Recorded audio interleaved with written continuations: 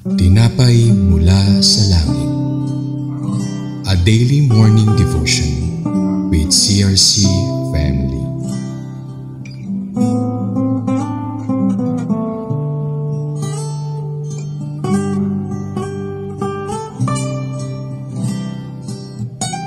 Mapagpalang umaga mga kapatid. Ako po si Sister Arlene ng CRC San Pedro Daughter Church. Samahan niyo po ako sa ating programang Tinapay Mula sa Langit, ang pang-araw-araw nating debosyon sa salita ng Diyos. Ngayong umaga, ating pag-aralan ng salita ng Diyos na matatagpuan sa Deuteronomio, Kabanata 14, versikulo 16 hanggang 17, na may pamagat, Warning Israel of the Danger of Turning from God in Times of Prosperity. Ngayon naman po, sama-sama po natin itong basahin. Sabi sa versikulo 16, huwag kayong padadaya, huwag kayong sasamba ni maglilingkod sa mga Diyos-Diyosan. 17, kapag tinalikuran ninyo si Yahweh, papopootan niya kayo, isasara niya ang langit at hindi ito pauulanin. Kapag nangyari ito, mamamatay ang inyong mga pananim at malilipol kayo sa mabuting lupaing ibinigay niya sa inyo. Ngunit bago po tayo magpatuloy, tayo po ako sa isang maibling panalangin. Panginoon, aming amang nasa langit, kami po'y nagpapasalamat sa umagang ito na patuloy niyo pong ipinagkakaloob. Sa mga sandaling ito, Lord, patuloy po kayong mangusap, patuloy niyo pong buksan ang aming puso't isipan na tanggapin ang mga salita mo. Panginoon, humihingi po kami ng kapatawaran sa aming mga nagawang kasalanan, sa isip man po, sa salita at sa gawa. Nawa, patuloy ka pong kumilos sa buhay namin at ang magiging mensahe po sa umagang ito ay patuloy na magsilbing kalakasan sa bawat isa. Nawa, Lord, patuloy ka pong manguna at maitaas sa buhay namin. Sa iyo ang kapurihan, ang kalwalhatian sa umagang ito.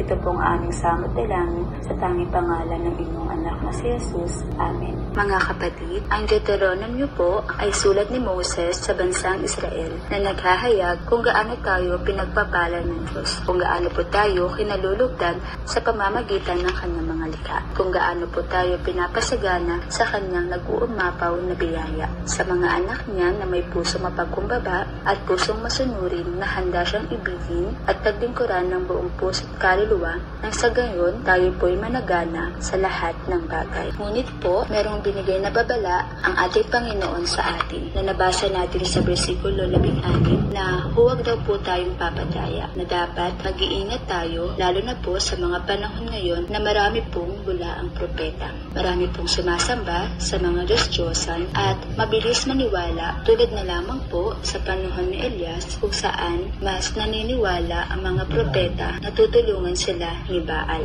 Kung ating pong babasahin ang buong Kabanata 18 sa Aklat ng Unang Hari, mauunawaan po natin kung bakit ganun na lamang kapuotan ni Yahweh ang bansang Israel. 3 taong natagtuyot at di man lang po umulan, sapagkat sa panahon po iyon, dinodiyos nila ang ribulto ni Baal, kung saan po nagkaroon ng paligsahan si Elias at ang mga propeta ni Baal, kung saan meron po silang torong kakatayin at yung bawat panig po na yun ay maglalagay ng kahoy, ngunit hindi sisindihan. Nauna pong nanalangin ang propeta ni Baal. Umaga tanghali nilang tinawag ito, ngunit hindi sila pinakinggan. Kung kaya't hinamang ito ni Elias. At nang si Elias na po ang magsasagawa ng pagkatay sa toro, pinabuhusan niya po ng tubig ang handog, maging ang kahoy nito. At siya po ay nanalangin at sinabi, pakinggan po ninyo ako Yahweh upang malaman ng bayang ito na kayo lang ang Diyos at nais niyo silang magbalik loob. Noon di nagpababa ng apoy si Yahweh at tinupok ang handog at na makita ito ng mga tao, nagpatira pa sila at sinabi, si Yahweh ang Diyos. Hindi nagtagal at nagdilim ang langit sa kapal ng ulap. Lumakas ang hangin at biglang bumuhos ang malakas na ulan.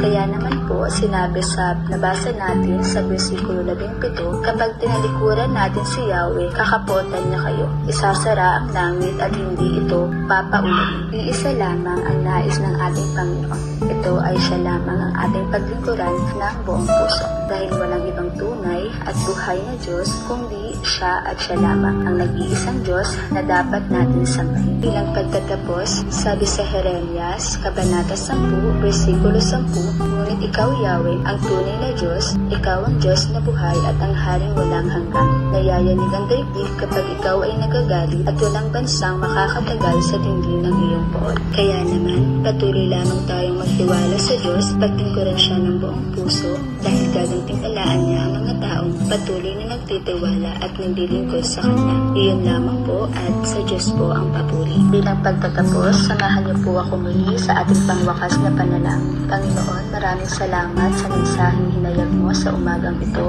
Tunay nga, Lord, na kayo lamang ang dapat namin sambahin. Kayo lamang, Lord, ang tunay at nag-iisang Diyos at wala nang iba. Tulungan mo po kami, Panginoon, na maging katulad ni Elias na buong puso nagtiwala sa inyo. Buong puso, Lord, na naglingkod sa inyo. Nawa, Lord, ang bawat isa na nakikinig sa umagang ito, patuloy po kayong kumilos, patuloy pong buksan ang aming puso at isipan na kayo lamang, Lord, ang aming dapat pagtungkuran. Maraming salamat, Lord, sa programang ito dahil patuloy niyo pong binubuksan ang aming puso at isipan sa mga salitang inihahayag mo. Patuloy ka, Lord, manguna sa bawat isa, lalong-lalo na po ang mga nakikinig. Nawa, Panginoon, ang salita mo sa umagang ito ay tumimo sa buhay ng bawat isang nakikinig. Kayo po, Lord, ang manguna.